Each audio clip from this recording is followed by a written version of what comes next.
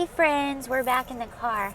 All right, we need to talk about Uber Eats and DoorDash. So I've kind of wanted to talk about this for a while.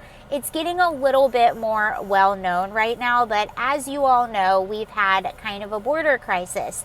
And a lot of the people that are coming over our border that are actually ineligible to work other jobs. So when you're waiting on your asylum claim, you're still ineligible to work. So a lot of these guys are kind of hanging out and have nothing to do. Well, what many of them are doing is they're figuring out how to work for DoorDash and Uber Eats.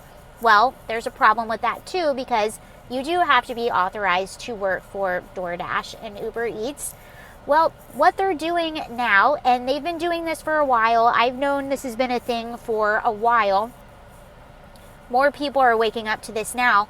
So what they're doing is they're finding regular account holders because they're ineligible to work, because they can't get the background checks and they're ineligible to make their own accounts. And DoorDash and Uber Eats will say this. They'll say, we don't hire illegal immigrants. Well, technically they don't, but this is what they're doing and this is how they're getting around it. So what they're doing is they're essentially finding account holders. However they're doing this, I don't know.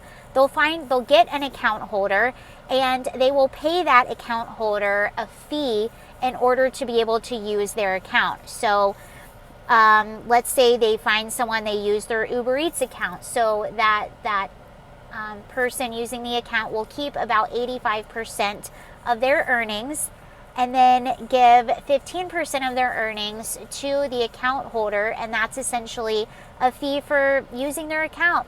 Everybody wins, you see, and these account holders really aren't doing anything and they're still making money.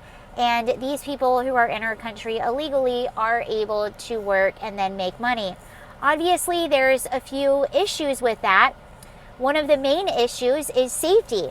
If you don't know whose account it is, you don't know who's bringing your food, you don't know who's showing up at your apartment, your home, now they know where you live. You don't know who's picking you up in your car. So that obviously is a huge issue, not to mention the sanitary issues. Usually if you're someone that's transporting food or dealing with food in any capacity that you are handing to another individual to consume, you go through some kind of food safety training. You have to prove that. Even being a server, you have to prove that. Working in a kitchen, anywhere, you do have to have some sort of food safety training. When someone's just borrowing someone else's account, they didn't have any of that food safety training. None of it. So you don't know what's happening. You don't know what training they have. You don't know where they come from. You don't know who this person is that's giving you your food. And there's two recent things that just happened. One thing that happened, so there's an independent media group called Muckracker. I never know if I'm saying it right. They were interviewing a Chinese national, I believe in California, who recently came over our border illegally, and he disclosed to them that he's been driving, it was either with Uber Eats or DoorDash, one of them, but it's going on with both of them. He informed the guys that he's been driving with them for some time, and he not driving to pick up people, but doing the food delivery, and he rents an account from an account holder, and he knows many people that do this. This is also happening in New York City.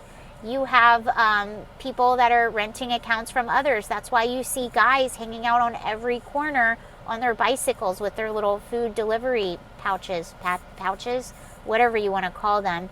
I read a story yesterday also, so this happened in Chicago, in the West Loop. There was an illegal immigrant by the name of Jason, and he's from Venezuela. He recently came over our border in October, I believe, and he's staying in a shelter in Chicago. Well, he randomly attacked a woman who was on her way to the airport to pick up her friend at 5 a.m. in the morning on the West Loop. She was walking down the street. He attacked her. He's being charged with 3 things. He was a driver for Uber Eats, he disclosed. Yeah, I've been driving for them. So he came over our border illegally in October. He has been living in a shelter. He was actually out on pre-trial bail. for retail theft and was working for Uber Eats and attacked a woman, and now he's not free anymore. He's in jail. But how is he working for Uber Eats? He had to have been renting an account from somewhere else. He just got here in October and he got in trouble. So that just goes to show this is a huge safety thing, especially for women. You have no idea who's bringing your food. You have no idea who's coming to your door. You have no idea who now has your address. So please be careful out there. I personally am boycotting all of these things. I think the food delivery stuff has gotten, I think it's wonderful and it's helped a lot of small businesses.